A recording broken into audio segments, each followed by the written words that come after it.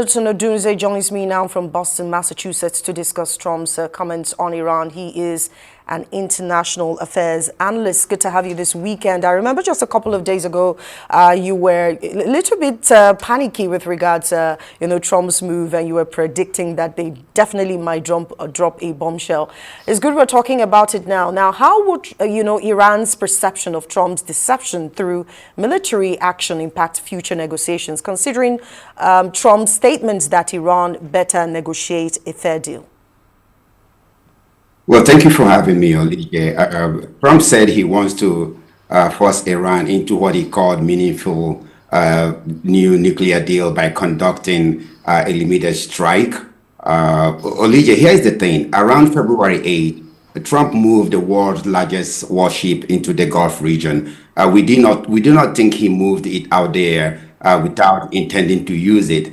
It takes a lot of resources to move. So if a military strike occurs, as we anticipate it will, we do not think that there will be any more negotiations.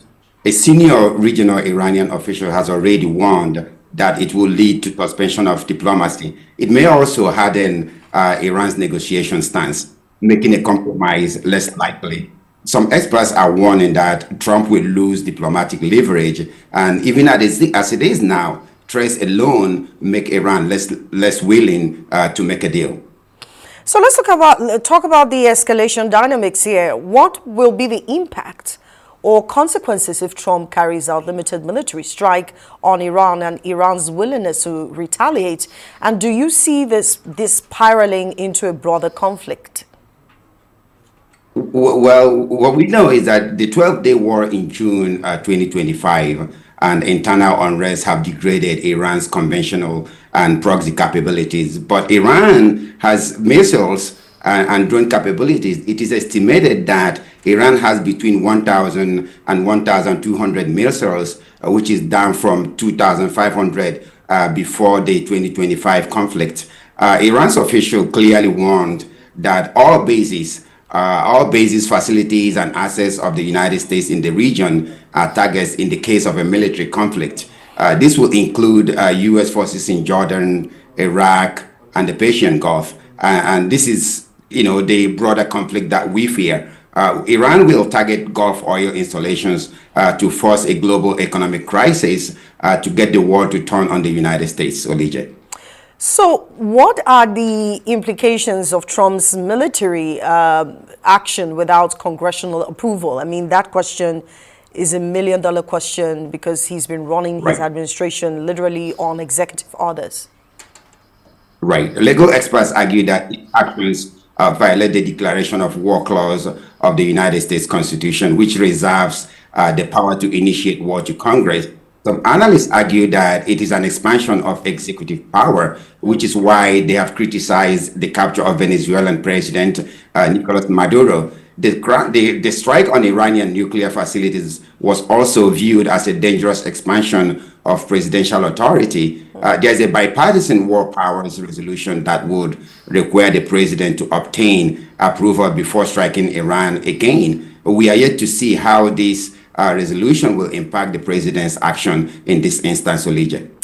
So, Hamilton, how will Iran's nuclear program be impacted by Trump's military action, and what are the chances of Iran pursuing nuclear weapons as a deterrent? Well, analysts suggest that Trump's military action is likely to provide Iran with the internal justification to see nuclear weapons as a deterrent.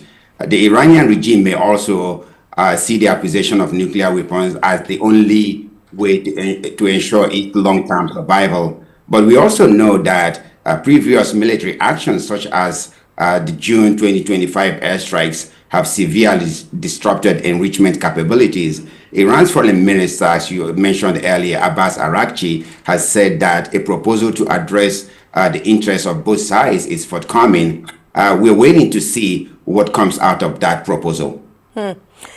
Yes, let's move to regional stability now. What are the regional implications of the U.S.-Iran conflict, considering the involvement of other actors like Israel and the Gulf states? Well, Iran has warned that its neighbors that hosting the U.S. strikes will trigger retaliation against military bases on their soil.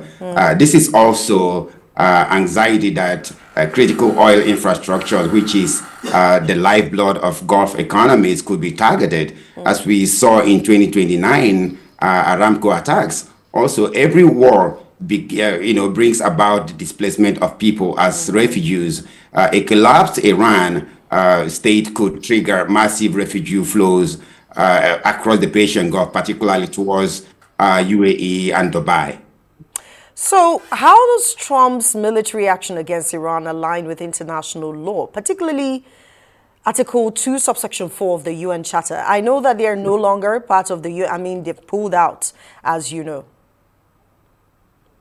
Right. Well, Article 2, subsection 4 of the international law of the United Nations aims to protect state sovereignty, but it also faces enforcement challenges, especially with global superpowers like the United States.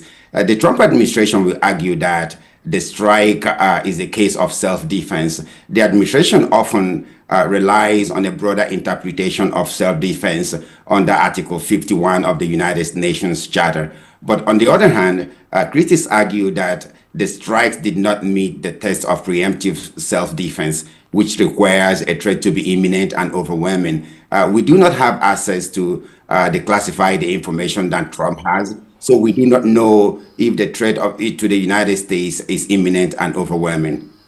So finally, before I let you go, Hamilton, talking about public opinion here, how would Trump's military action impact public opinion, particularly in the U.S. and Iran, and what are the consequences for his presidency? The midterm elections is just by the corner. Well, I don't want to, getting into Trump's head, but what we know is that his objectives in attacking Iran are multifaceted. It ranges from securing a comprehensive nuclear deal, limiting the range of Iran's ballistic missiles, and possibly pursuing regime change. The question of diplomacy and other means of solving the problem depends on the actual reason why Trump is striking. And we may never know, but the Iranian Foreign Minister has stated that diplomacy is the only way out, and that Iran is drafting new proposal. So the world is waiting to see how this turns out, Olija. Fingers crossed. We know who Trump is and what Trump can do. And I was talking to you the other day. We have 3 years to go, but thank you so much for your time. Yeah, that's a lot of time. Right. That's a lot of time, honestly. Yeah, we have 3 years to go. 3 years. All right. Thank you so much, Hamilton Odunze, for joining us from Boston, Massachusetts, to talk about the trending stories. He's international affairs analyst.